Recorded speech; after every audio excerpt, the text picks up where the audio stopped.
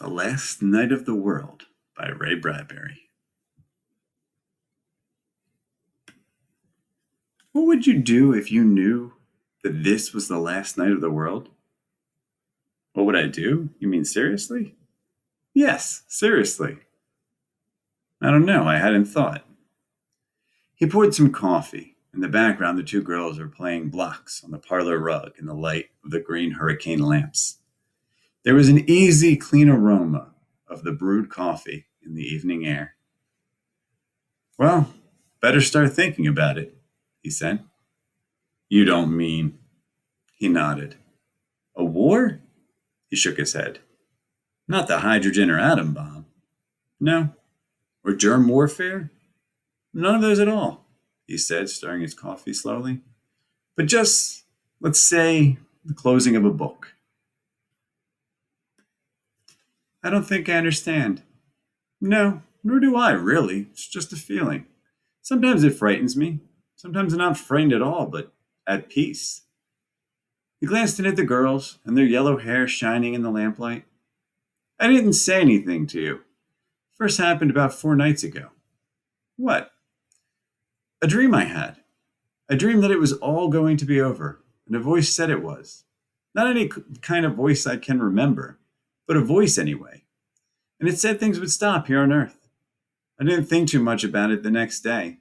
But then I went to the office and caught Stan Willis looking out the window in the middle of the afternoon. And I said, "A penny for your thoughts, Stan?" And he said, "I had a dream last night." Before he even told me the dream, I knew what it was. I could have told him, but he told me, and I listened to him. It was the same dream? The same. I told Stan I had dreamed it too. He didn't seem surprised. He relaxed, in fact.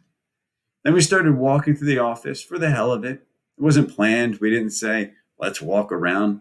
We just walked around on our own. And everywhere we saw people looking at their desks, or their hands, or out windows. I talked to a few. So did Stan.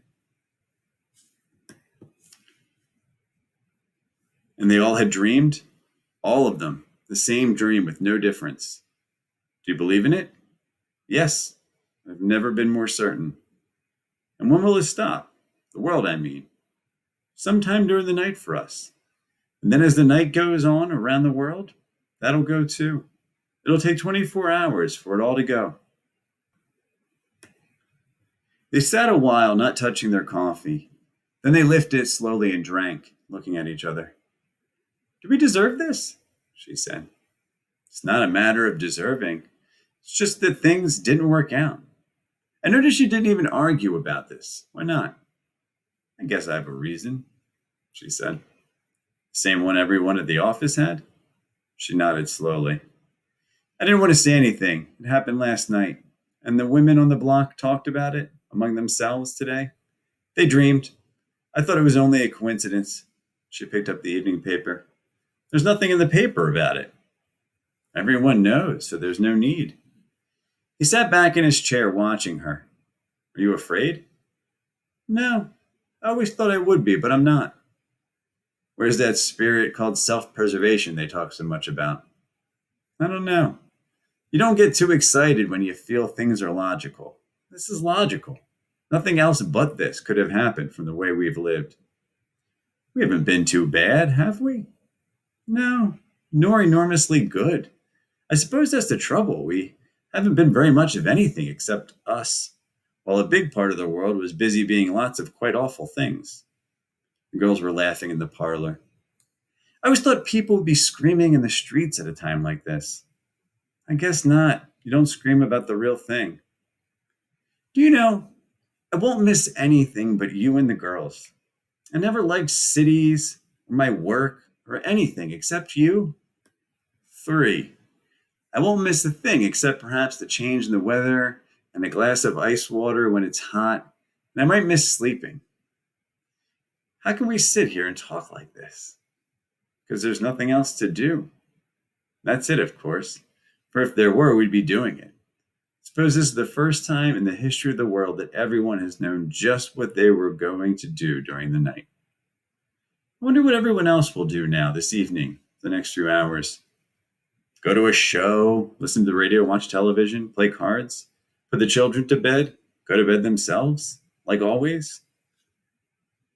In a way that's something to be proud of, like always. They sat a moment, and then he poured himself another coffee. Why do you suppose it's tonight? Because why not some other night in the last century, or 5 centuries ago, or 10? Maybe it's because it was never October 19th, 1969, ever before in history. And now it is, and that's it.